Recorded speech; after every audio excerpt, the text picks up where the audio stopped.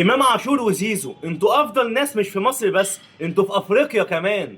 ده خلافا عن تريزيجيه ده لوحده، لان هو جاي بيحارب مع الاهلي لوحده، وتريزيجيه في حته تانية خالص. بس بتكلم على امام عاشور وزيزو اللي هم مش في حالتهم من اول الموسم.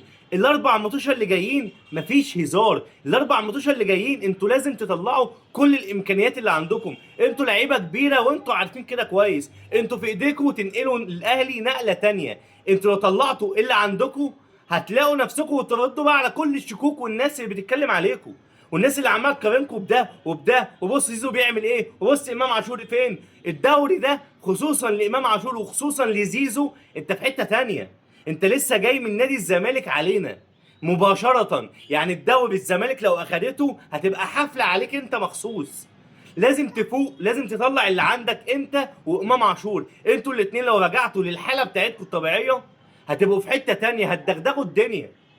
لازم تفوقوا، لازم توروهم مين انتوا، امكانياتكم عامله ازاي. خلافا لتريزيجيه، تريزيجيه ده لعيب كبير جدا لا جدال عليه. النادي الاهلي الاربع ماتشات اللي جايين مفيش هزار يا جماعه، مفيش هزار، في فوز، في اداء، في نتيجه بس.